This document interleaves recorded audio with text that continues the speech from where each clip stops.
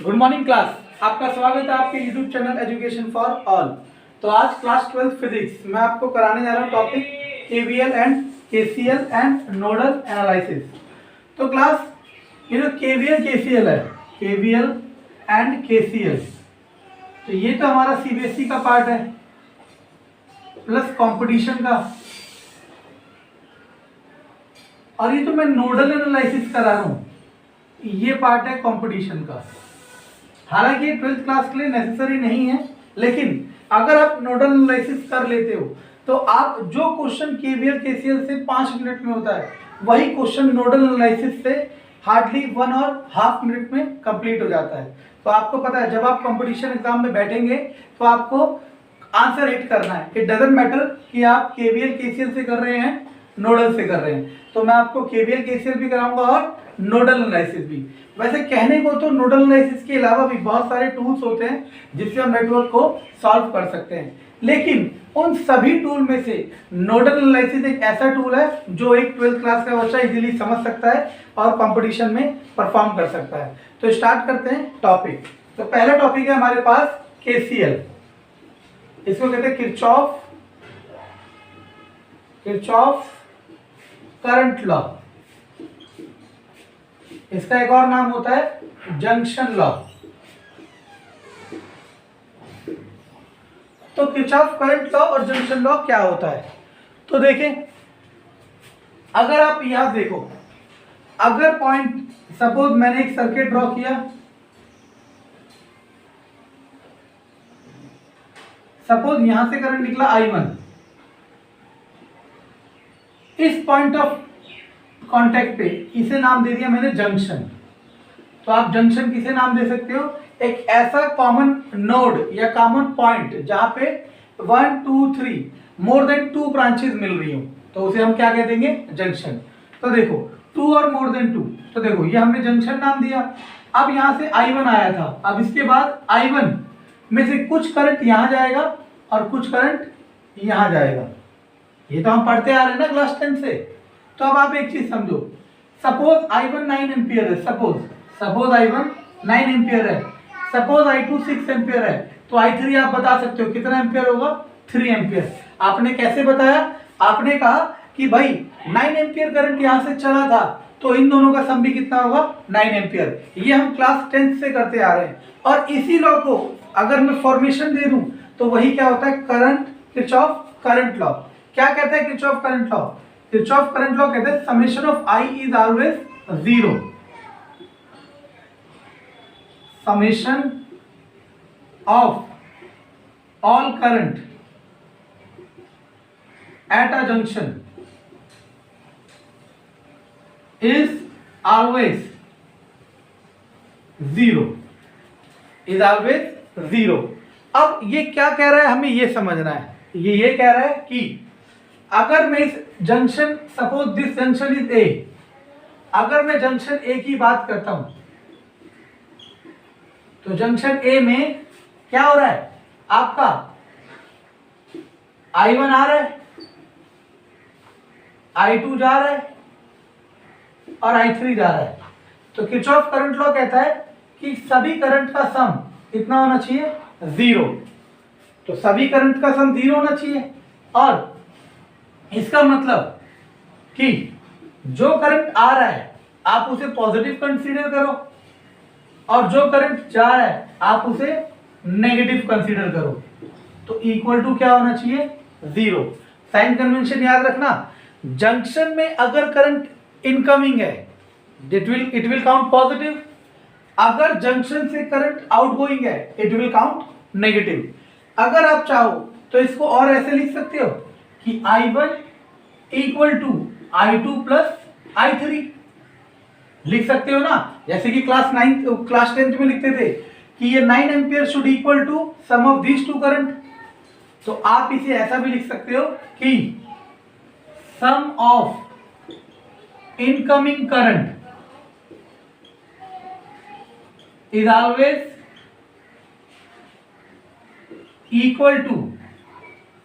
Equal to sum of outgoing current at a junction.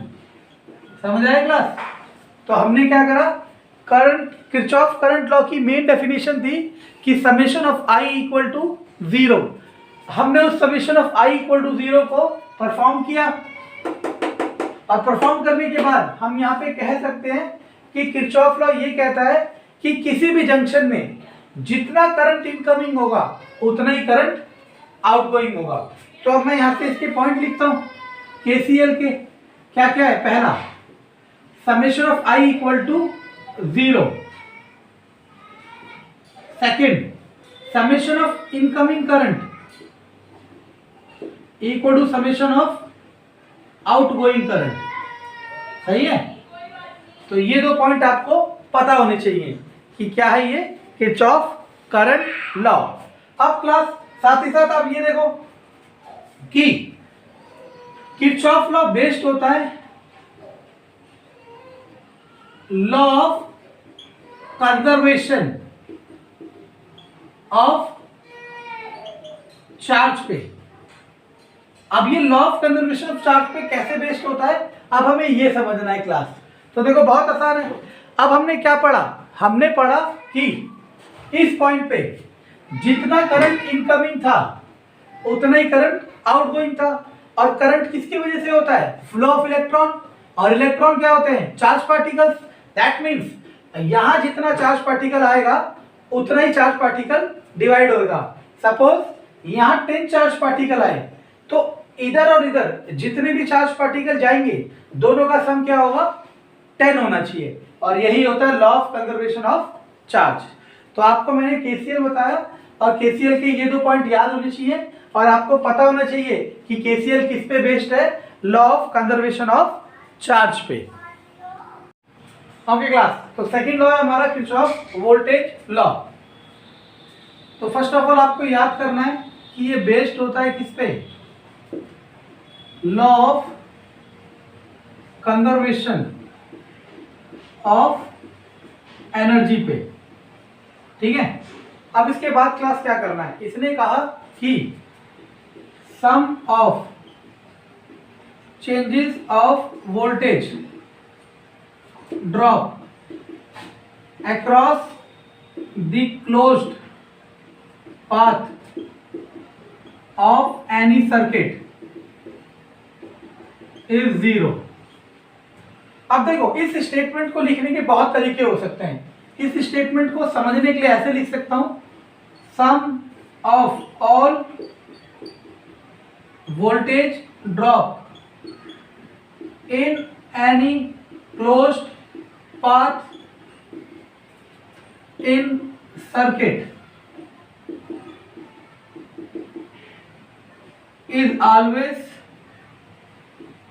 equal to sum of all EMF in the circuit। मतलब अगर suppose मैंने voltage लगाया V, ये R1, ये है R2, ये I, तो ये कहता है कि sum of EMF, suppose EMF E, आपको पता होना चाहिए EMF और वोल्टेज में अंतर होता है। क्या अंतर होता है बताते हैं। Sum of EMF in a closed path in a circuit is equal to summation of IR। IR क्या होता है? वोल्टेज। तो देखो summation of E equal to IR1 plus IR2, ये तो होगा ही ना। अगर यहाँ आपने 10 वोल्ट अप्लाई कर रखा है तो इसका वोल्टेज प्लस इसका वोल्टेज, नेट वोल्टेज किसके इक्वल होगा? 10 वोल्ट। ठीक है ना? और ऐसा कब होगा? जब सिर्फ एलिमेंट में क्या होंगे? रेसिस्टेंस होंगे। ठीक है? ओके, तो अब आप एक चीज समझो, जो ऊपर वाला लॉ कहा था ये आपको समझ में आना चाहिए कि ये आपको लग रहा है कि ये डिफरेंट है, लेकिन ये और वो सेम है। समझते कैसे? उसने कहा sum of changes of voltage across the closed path in 0। इसका मतलब क्या है? अगर आपने 10 वोल्ट अप्लाई किया था EMF, अगर आपने 10 वोल्ट अप्लाई किया था EMF, ये क्लोज्ड पाथ है, तो मतलब यहां जितना भी वोल्टेज का सम आएगा वो भी कितना आना चाहिए? 10 वोल्ट। अगर ये वोल्टेज का सम 10 वोल्ट आ रहा है तो इन दोनों के बीच का चेंज मतलब डिफरेंस कितना आएगा, 0। यही तो कह रहा है, sum of changes of voltage across the close path of any circuit is 0। मतलब अगर क्लोज पाथ में आप वोल्टेज ड्रॉप निकालते हो और उनका सम करते हो, और जो आपने अप्लाइड ईएमएफ करा था उन दोनों का डिफरेंस कितना आना चाहिए, 0 आना चाहिए। और इसका सिंपलेस्ट फॉर्म क्या हो जाता है, summation of I R equal to summation of EMF. Okay, तो अब हमें क्या करना है क्लास, सबसे पहले हमें केसीएल और केवीएल की इंप्लीमेंटेशन सीखनी है कि हम कैसे इसको सॉल्व कर सकते हैं। तो देखो क्लास, सपोज मैंने आपको एक क्वेश्चन दिया, 10 वोल्ट 10 ओम 10 ओम, यहां दिया मैंने 10 एम्पियर, यहाँ पे 3 एम्पियर, यहाँ पे 4 एम्पियर। और अब मैं पूछ रहा हूं आपसे फाइंड आई। आपको क्या बताना है, आई बताना है। ठीक है, तो क्लास देखने में आपको लग रहा है कि ये सर्किट अनकंप्लीट है। क्यों अनकंप्लीट है, मैंने आपको बाकी रेसिस्टेंस और बाकी करंट ये सब चीजें आपको नोटिफाई नहीं कर रखा। तो देखो क्वेश्चन की 2 वैरायटी आएंगी क्लास। पहला वैरायटी कि आपको क्वेश्चन सॉल्व करना है, और दूसरा वैरायटी आपको क्वेश्चन में ट्रिक अप्लाई करनी है या फिर कंसेप्ट अप्लाई करना है। तो देखो ये बैटरी से कितना करंट निकल रहा है, 10 एम्पियर। बैटरी से कितना करंट निकल रहा है, 10 एम्पियर। तो अब 10 एम्पियर में से कुछ यहां जाएगा, कुछ यहां जाएगा, फिर इसमें से कुछ यहां जाएगा, कुछ यहां जाएगा, कुछ यहां जाएगा, ऐसा ही होगा ना। लेकिन ये अल्टीमेटली अगर बैटरी से 10 एम्पियर निकला है तो वापस भी कितना आएगा, 10 एम्पियर। कैसे, हमने क्या पढ़ा था, अगर सपोज यहाँ I1 आ रहा है और यहाँ I2 जा रहा है और यहाँ I3 आ रहा है, तो हमने क्या कहा था, समेशन ऑफ I मतलब I1 equal to I2 plus I3। क्यों, क्योंकि अगर मैं इस सर्किट को कंप्लीट करता था, ऐसे ही ना था सर्किट, तो मतलब I2 यहाँ से यहाँ आएगा और I3 यहाँ से यहाँ आएगा, तो ये I2 प्लस I3 किसके बराबर होता है, I1 के। मतलब अगर सर्किट में से I1 निकला है तो सर्किट में एंड भी कितना करेगा, I1 ही एंड करेगा। तो यानी कि अगर ये ईएमएफ से मतलब अगर ये बैटरी से 10 एम्पियर का वो करंट निकला है तो एंटर भी कितना एम्पियर का करंट करेगा, 10।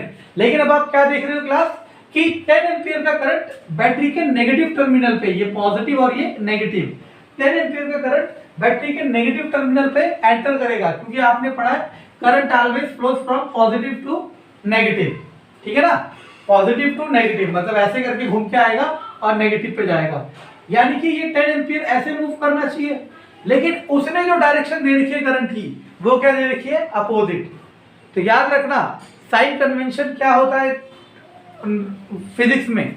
फिजिक्स में साइन कन्वेंशन होता है कि जब भी आपको फिजिक्स में जब भी आपको करंट की डायरेक्शन अपोजिट दे रखी हो, जब भी आपको करंट की डायरेक्शन अपोजिट दे रखी हो, तो आपको कुछ नहीं करना, उसके मैग्नीट्यूड को नेगेटिव में रिप्रेजेंट कर देना है।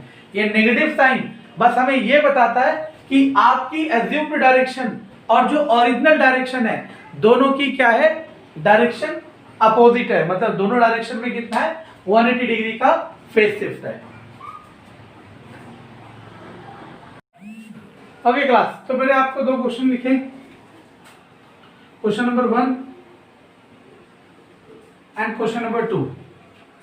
तो दोनों क्वेश्चन सॉल्व करते हैं, ठीक है ना। तो पहला क्वेश्चन देखते हैं। पहले क्वेश्चन में कह रहा है, फर्स्ट क्वेश्चन में find the current in the circuit. आपको एक सर्किट दे रखा है और इसमें क्या फाइंड करना है, करंट। अब देखो अगर आप नोटिस करो तो सिंपल सा कंसेप्ट होता है। क्या कंसेप्ट होता है,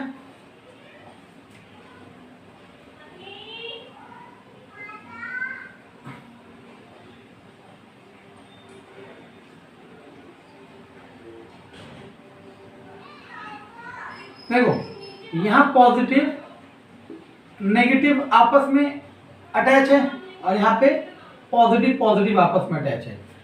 तो वोल्टेज में बैटरी में जब भी अगर डिफरेंट टर्मिनल अटैच हो, मतलब अपोजिट टर्मिनल अटैच हो,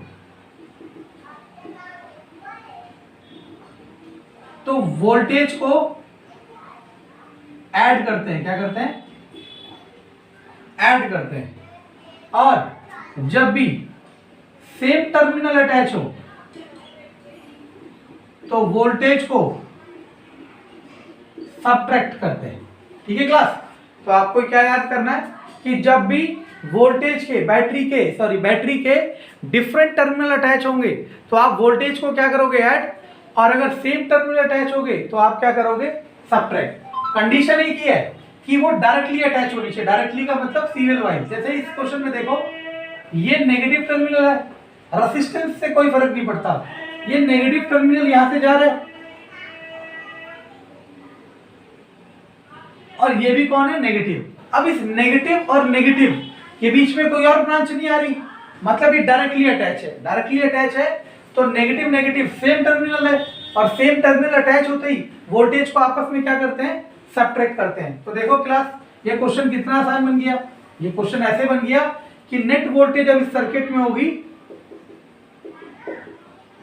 10 - 5 दैट इज 5 वोल्ट, और नेट रेजिस्टेंस कितना होगा इस सर्किट में, कितना हो जाएगा 12 ओम। 6 + 4 + 2, क्योंकि सारे किसमें सीरीज में, क्योंकि जो करंट इसमें फ्लो करेगा वही करंट इसमें और वही करंट इसमें। अब करंट का फॉर्मूला क्या होता है, Ohm's law, V/R, V is 5, R is 12। This is answer. आप चाहो तो इसे डिवाइड कर लो और चाहो तो यहीं पे छोड़ दो। तो आपने देखा क्लास, जरूरी नहीं है कि आपको हर क्वेश्चन में केवीएल कैसे लगाना है, आपको अपना दिमाग भी लगाना है और बेसिक साइंस भी लगाना है, बेसिक नॉलेज भी लगाना है। क्योंकि अगर क्वेश्चन कंपटीशन में आया तो कई बार ऐसा होता है कि वो क्वेश्चन सिंपल लॉजिक से सॉल्व हो जाता है। तो अब मैं आपको कराता हूं question number 2।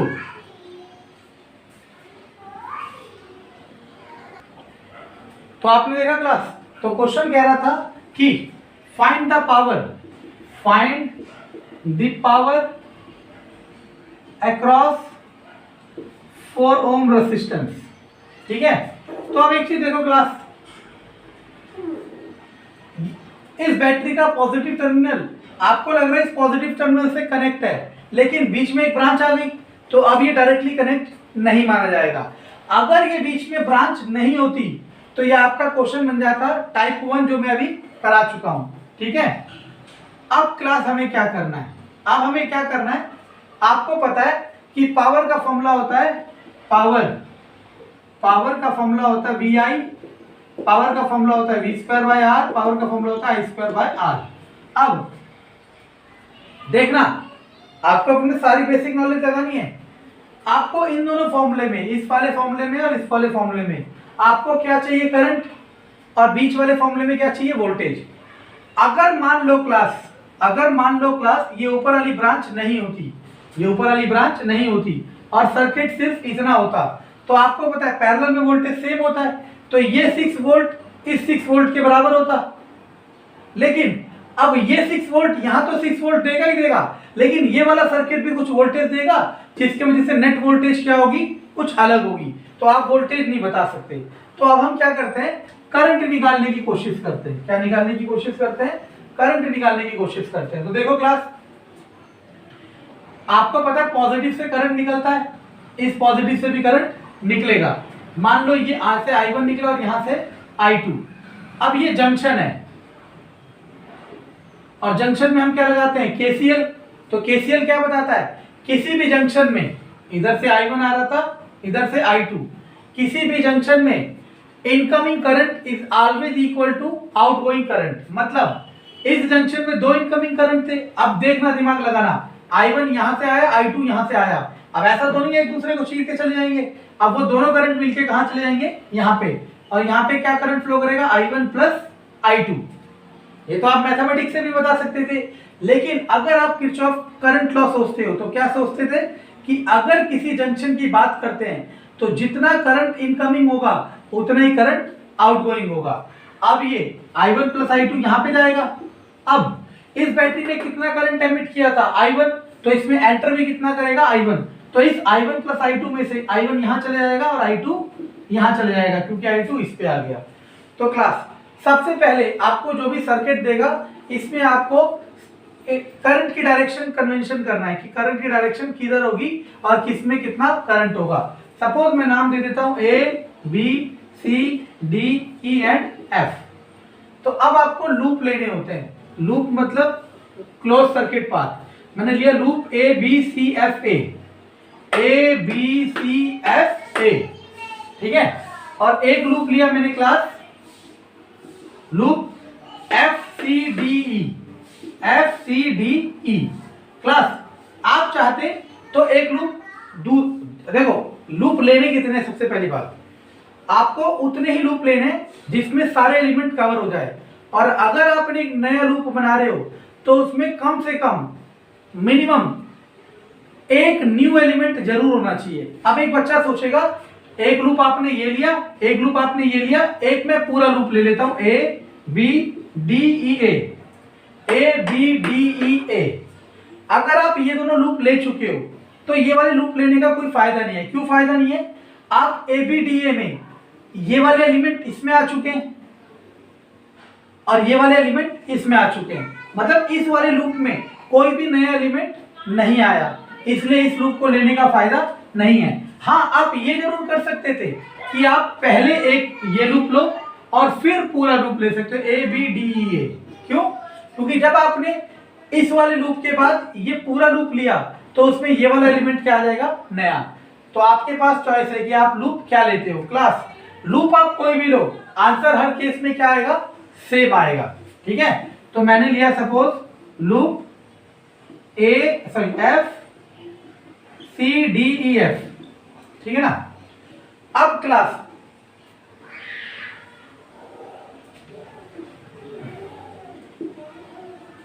F C D E F. अब क्लास आपको दुनिया भर में हर टीचर आपको केवीएल केसीएल समझाएगा और सभी सबक बराबर समझा रहे हैं और सभी का समझाना सही है, लेकिन हर बार क्वेश्चन करने में बच्चों को क्या होती है? गलती होती है। वो गलती इसलिए होती है क्योंकि आप बहुत सारे मेथड्स देख के कंफ्यूज हो जाते हो कि कौन सा करना है। तो आपको किसी एक मेथड को समझना है, चाहे मेरे मेथड को समझो या किसी और के, ठीक है, लेकिन सिर्फ एक मेथड, क्योंकि जब आप more than one method apply करोगे तो आपको कंफ्यूजन जरूर होगी। तो अगर आप मेरे मेथड के अकॉर्डिंग चलते हो तो देखो मेथड का मतलब रूल चेंज नहीं हो रहा, रूल तो वही रहेगा जो सब अप्लाई कर रहे हैं, सबके लिखने और बोलने का तरीका अलग होता चला जाएगा। देखो मेरा रूल याद रखना, हमें क्या करना है? Summation of I R equal to summation of EMF, है ना, ये लिखना है। तो देखो अब क्या करना है? लूप में चलना है, जो आपने लूप का नाम लिखा है। अब आपके पास डायरेक्शन है क्लास, या तो क्लॉकवाइज चलो या एंटी क्लॉकवाइज, फर्क नहीं पड़ता है कि आप किस डायरेक्शन में चल रहे हो, या तो क्लॉकवाइज या फिर एंटी क्लॉकवाइज, कोई भी डायरेक्शन। अब आधी जनरेशन क्या कर रही है कि वो चलती है करंट की डायरेक्शन में, वो भी सही है क्योंकि करंट की डायरेक्शन में चलोगे तो आप चलोगे एंटी क्लॉकवाइज और चाहे चलो क्लॉकवाइज। मैंने आपको कहा चाहे आप क्लॉकवाइज चलो चाहे आप एंटी क्लॉकवाइज चलो, दोनों केस में आंसर क्या आएगा? सेम। तो आपको कंफ्यूजन नहीं करनी, आपको याद रखना है कि आप हर बार कैसे चलोगे? क्लॉकवाइज, क्योंकि कंफ्यूजन क्या करनी है हमें? कम से कम। तो क्लॉकवाइज चलते हैं। तो देखो याद रखना, आप जब क्लॉकवाइज चलोगे तो मैं यहां पे कुछ पॉइंट लिख देता हूं, इसे कह दिया साइन कन्वेंशन। आप जब क्लॉकवाइज चलोगे, if direction of current and direction of loop is same, then IR taken as positive। मतलब जिस डायरेक्शन में आप जा रहे हो लूप को लेके, क्लॉकवाइज या एंटी क्लॉकवाइज, उसी डायरेक्शन में करंट चल रहा है तो आप IR को क्या कंसीडर करोगे? पॉजिटिव। और sign of EMF is that terminal which comes first। मतलब जब आप ईएमएफ का साइन लोगे तो ईएमएफ में बैटरी में जो भी टर्मिनल आपको पहले टच होगा आप वही वाले साइन को क्या करोगे? कंसीडर। तो एक बार और क्लास, मैंने आपको कहा सबके बताने का तरीका अलग है और कंफ्यूजन इसीलिए होती है बच्चे को क्योंकि वो बहुत सारे तरीके देख लेता है। आपको किसी एक तरीके पे टिकना है। अगर आपको दिक्कत हो रही है इस टॉपिक में तो आप मेरे वाले तरीके पे टिको जो मैं मेथड बता रहा हूँ, ठीक है ना। तो loop A B C F A चलते हैं, ए बी सी एफ ए। मैं ऐसे चल रहा हूँ, मैं लूप को कैसे चला रहा हूँ, मैं लूप को ऐसे चला रहा हूँ, ठीक है। मैंने कहा हर बार क्या चलाना, क्लॉकवाइज। तो मैं ए से स्टार्ट करता हूँ, मैं इधर को गया, मैंने बैटरी का पहले कौन सा टर्मिनल टच किया, प्लस। तो मैंने यही तो कहा ईएमएफ का वही साइन लेके चलोगे जो आप पहले टच करोगे। तो बैटरी का साइन क्या लिया, +12 है ना, +12 वोल्ट, ठीक है। अब इसके बाद मैं यहां गया, क्योंकि लूप तो ऐसे चल रहा है ना। अब एक चीज समझो, ये I1 ऊपर को आएगा। अब मैं लूप को लेके इधर जा रहा हूं और करंट किधर आ रहा है, अपोजिट डायरेक्शन में। और मैंने क्या लिखा है, अगर लूप और करंट की डायरेक्शन सेम होगी तो IR को क्या लोगे, पॉजिटिव, और मेरे केस में क्या आ रहा है, अपोजिट, तो IR को क्या लोगे, नेगेटिव। तो IR क्या हो जाएगा, -2I1। क्यों, क्योंकि करंट कितना है I1 और R कितना है 2। अब नीचे को जाओ। अब एक बच्चा सोचता है यहाँ पे भी I आ गया, इसके साइन को नेगेटिव लूंगा, लेकिन ध्यान से देखो मैंने यहाँ लिखा है I × R, सिर्फ I नहीं लिखा। तो जब तक R नहीं होगा उसे नहीं लिखना है। फिर मैं लूप को लेके इधर आया, अब लूप को लेके मैं इधर जा रहा हूं और ये वाला करंट किधर आ रहा है, अपोजिट डायरेक्शन में। तो अपोजिट डायरेक्शन आते ही साइन क्या लेंगे, -IR। I कितना है, I1 + I2, और R कितना है, 4, और इक्वल टू 0। क्योंकि इधर जाऊंगा तो इसको तो लूंगा नहीं, क्यों, क्योंकि मुझे किसको लेना होता है, IR को, और वो अकेला क्या है, I। तो मेरा ये लूप बन गया। अब आप क्लास देखो, आप चाहो दोनों नेगेटिव को उधर ले जाओ तो क्या हो जाएगा, 2I1 + 4I1 + 4I2 = 12, 6I1 + 4I2 = 12। ये आ गई इक्वेशन नंबर 1। अगर आप क्लास समझो तो मैंने आपको केवीएल क्या लिखाया था, summation of IR = summation of EMF in a loop. अगर समझा जाए तो क्या ये I × R दोनों को क्या कर रहा हूं, सम। तो this will represent as summation of IR this, और ये क्या है, EMF, समेशन ऑफ EMF। तो जो हम कर रहे हैं तरीका वो इसी को लीड करेगा, ठीक है। अब कई टीचर्स क्या करा रहे हैं, वो डायरेक्ट इस फॉर्मेट को लेके चल रहे हैं, जिसकी वजह से बच्चों को साइन कन्वेंशन की दिक्कत हो रही है। और मैंने आपके लिए एक आसान तरीका जो हम यूज करते हैं वो आपको इंट्रोड्यूस करा दिया। अब आप इसे करो और सारे क्वेश्चन सॉल्व करो। अब आता है लूप FCDEF, FCDEF। तो चलते हैं, मैं भी लूप इसको क्लॉकवाइज घुमा रहा हूं। मैंने आपको कहा कंफ्यूजन नहीं लेनी है, हम हर बार कैसे घुमाएंगे, क्लॉकवाइज घुमाएंगे, ठीक है ना।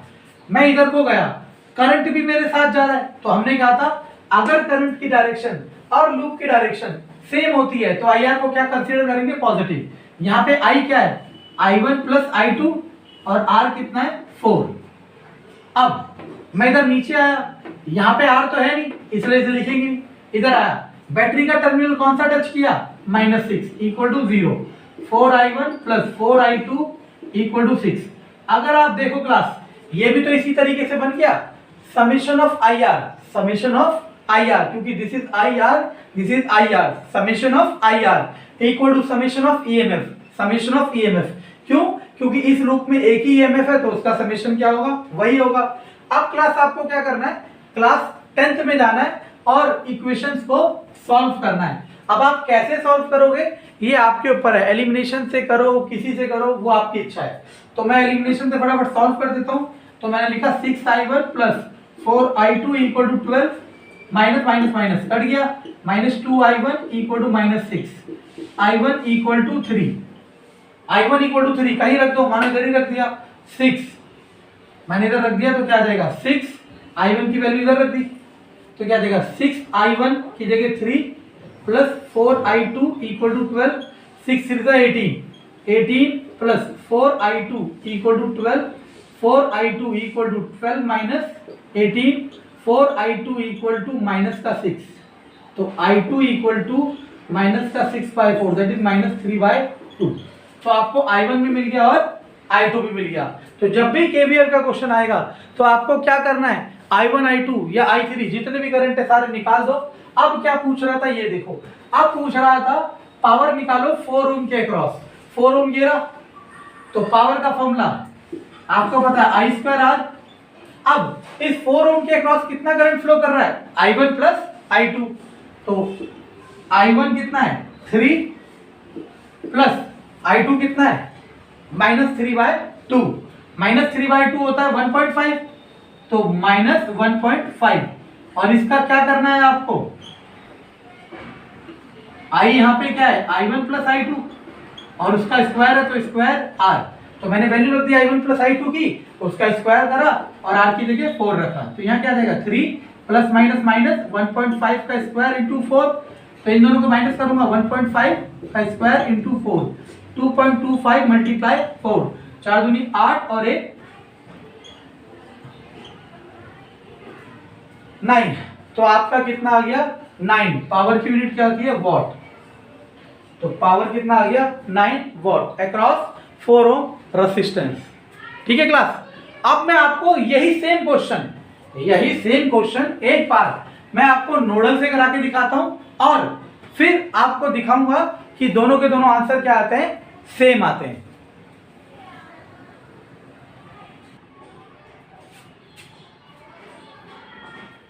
ओके क्लास, तो हमारे पास नेक्स्ट क्वेश्चन है। क्वेश्चन कह रहा है using Kirchhoff law determine the value of unknown resistance. मतलब ये फाइंड करना है आपको, ठीक है। और क्या दे रखा है, आर फाइंड करना है so that no current flows through 4 ohm. मतलब इस 4 ओम के थ्रू कोई भी करंट फ्लो नहीं कर रहा है, ठीक है ना। Also find the potential difference between A and D. तो दो क्वेश्चन है, तो पहले क्वेश्चन करते हैं अननोन रेजिस्टेंस फाइंड करने का। देखो अब उसने कह रखा है केवीएल यूज करो, किरचॉफ लॉ यूज करो, तो किरचॉफ लॉ यूज कर लेते हैं। तो देखो ये पॉजिटिव टर्मिनल से करंट निकलेगा, सपोज I1, वो I1 किधर जाएगा, इधर भी जाएगा। सॉरी I1 इधर आया। अब वो I1 डिवाइड होगा किसमें, दो ब्रांचेज में।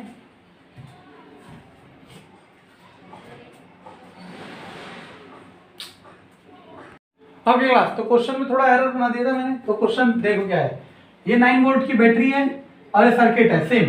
तो अब हमें क्या रखा है अननोन रेजिस्टेंस R की वैल्यू फाइंड करो, कब, जब आपके 4 ओम के अक्रॉस कोई करंट नहीं होगा। तो देखिए ये पॉजिटिव टर्मिनल से करंट निकला, सपोज I, यही करंट I यहां जाएगा, यही करंट I यहां आएगा। अब वो कह रहा है ये इसके अक्रॉस कोई करंट फ्लो नहीं कर रहा है। अगर इसके अक्रॉस कोई करंट फ्लो नहीं कर रहा है तो सारा का सारा करंट कहां जाएगा, यहां पे। सही है ना क्लास, क्योंकि उसने कह दिया इसके अक्रॉस कोई करंट फ्लो नहीं कर रहा, मतलब यहां कोई करंट फ्लो नहीं करेगा, सारा करंट कहां चले जाएगा अननोन रेजिस्टेंस पे। और अननोन रेजिस्टेंस से करंट होके वापस 9 वोल्ट की बैटरी में आ जाएगा। क्लास तो आपको समझ आया सबसे पहले कि डायग्राम क्या है, ठीक। अब हमें इसे सॉल्व करना है। तो मैंने लिया सबसे पहले लूप AFEBA।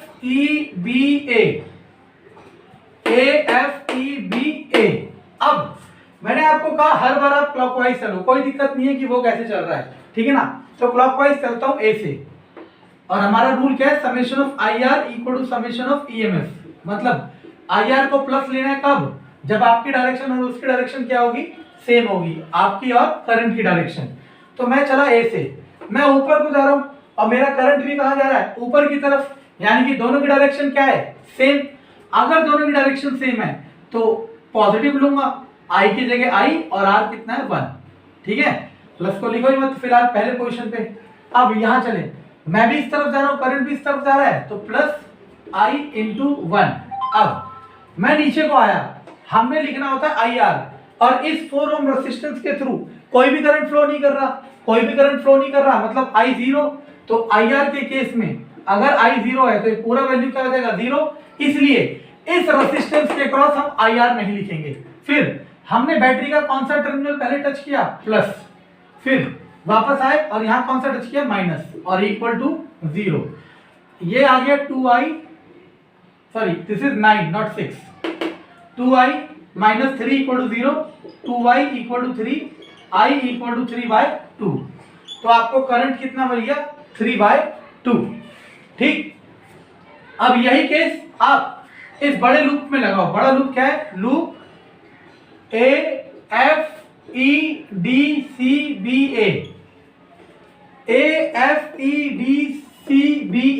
और आप चाहते छोटा लूप भी ले सकते थे, मैंने कहा लूप कोई भी ले सकते हो, बस एक ना एक नया एलिमेंट जरूर आना चाहिए, ठीक है ना। तो चलो छोटा लूप ले लेते हैं, अगर आपको छोटा लूप लेना है, बड़ा लेना है बड़ा ले लो। तो हमने लिया लूप EDCBE, EDCBE। अब मैं E से चला, E से D तक कोई रेसिस्टेंस नहीं लिखूंगा, नीचे आऊंगा, ये करंट I है तो यहाँ पे भी I होगा, तो यहाँ पे क्या हो जाएगा IR, I की जगह I, R की जगह R, और I हम कितना निकाल चुके हैं 3/2, तो 3/2 ऑफ R। अब मैं डाउनवर्ड आ रहा हूं क्योंकि मैं तो क्लॉकवाइज चल रहा हूं और करंट भी किधर आ रहा है डाउनवर्ड, तो दोनों का साइन क्या लेंगे प्लस। इसके बाद मैं यहाँ आया, यहाँ कोई रेसिस्टेंस है ही नहीं तो IR का कंसेप्ट होता ही नहीं है। मैंने यहाँ आते ही बैटरी का कौन सा टर्मिनल टच किया माइनस, तो माइनस का 6। अब मैं ऊपर जाऊंगा, ऊपर रेसिस्टेंस तो है लेकिन उसने क्वेश्चन में स्टार्टिंग में मेंशन कर रखा है कि इस रेसिस्टेंस के थ्रू करंट कितना होगा 0। अगर करंट 0 है तो IR 0 हो जाएगा equal to 0, 3/2 of R minus 6 equal to 0, 3/2 of R equal to 6, R equal to 6 into 2/3 that is 4 ohm. तो आपका R कितना आ गया 4 ओम आ गया। ठीक है क्लास, अब हमें क्या करना है, अब हमें करना है potential difference between A and D।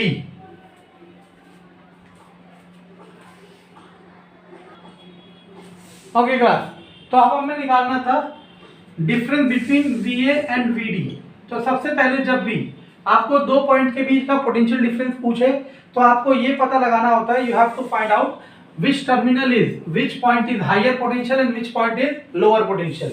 तो देखिए क्लास, तो हमने I ऊपर की तरफ माना था और I हमारा कितना आया था 3/2, 3/2 किसका आया था प्लस का। और मैंने आपको क्या कहा, अगर आपकी डायरेक्शन और करंट की डायरेक्शन सेम है तभी वो पॉजिटिव आएगा, यानी कि आंसर अगर पॉजिटिव आया है तो करंट की डायरेक्शन जो आपने एज्यूम करी है वो डायरेक्शन क्या है सही।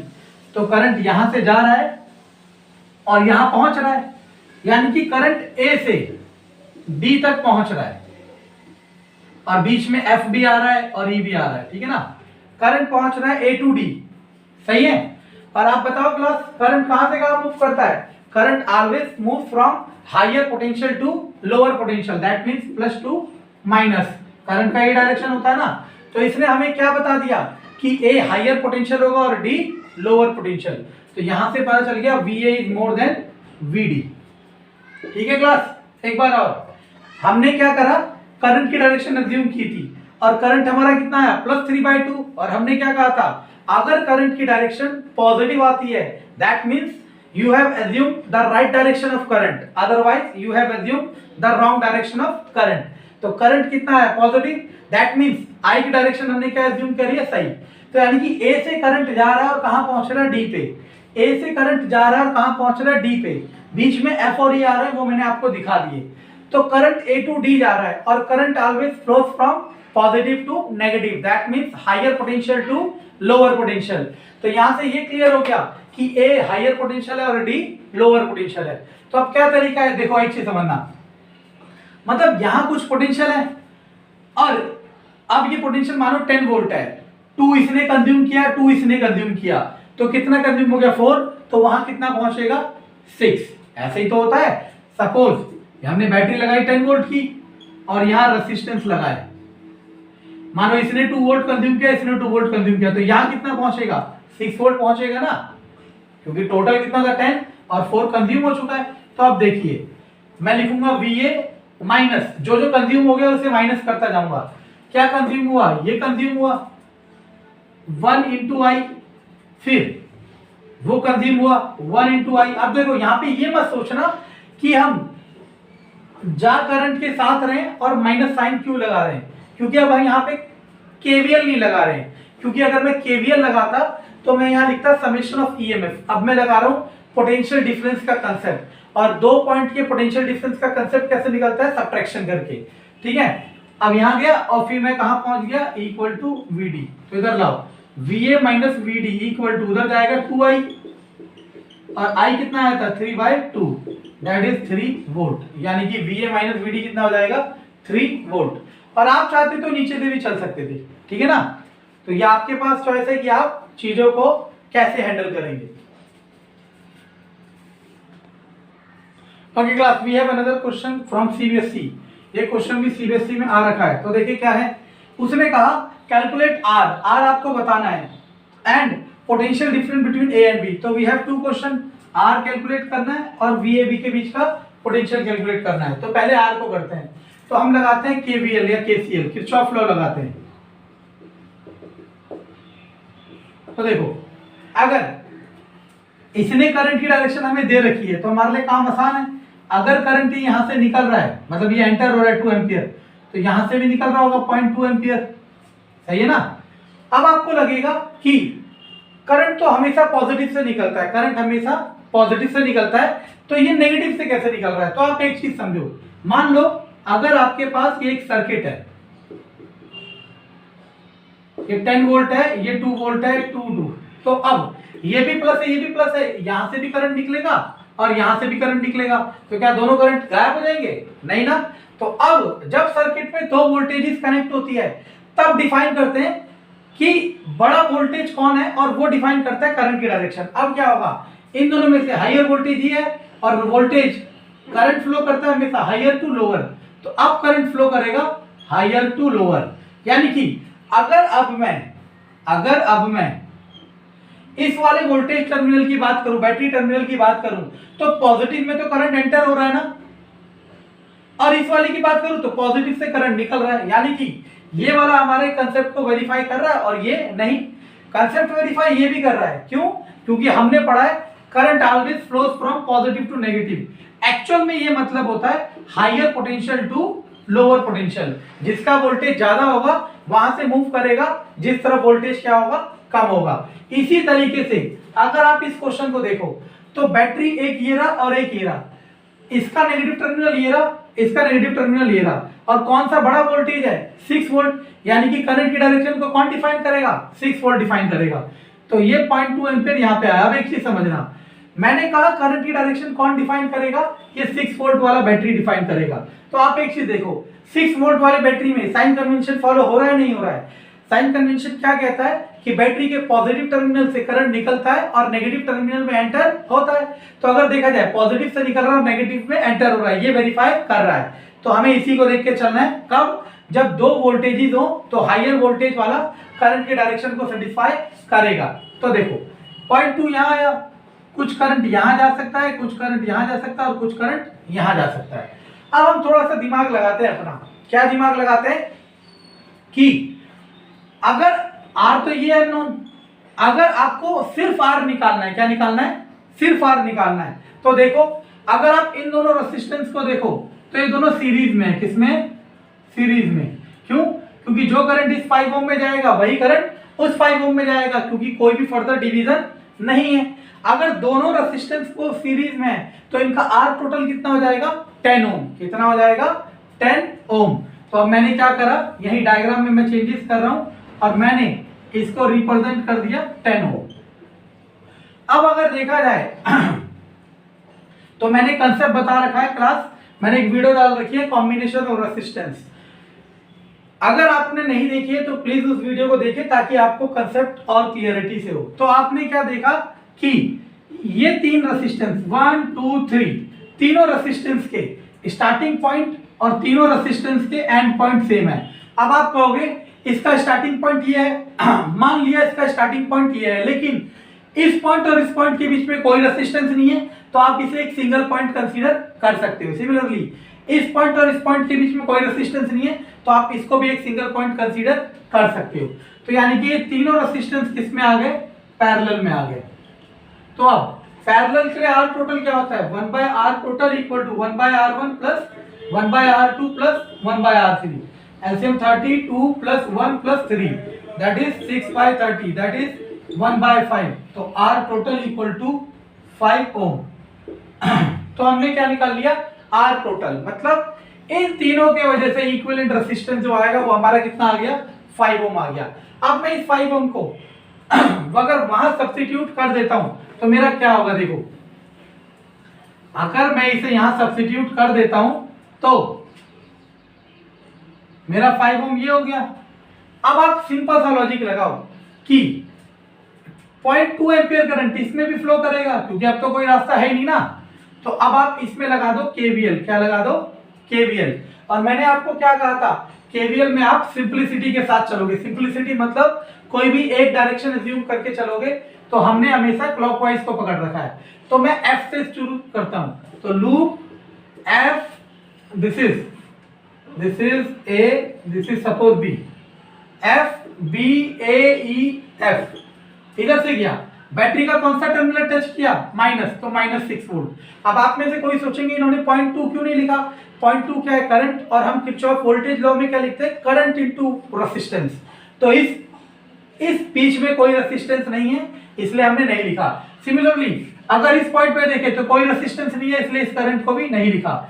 जब मैं इधर बात करता हूं तो इधर तो मेरा करंट भी है और रेजिस्टेंस भी है।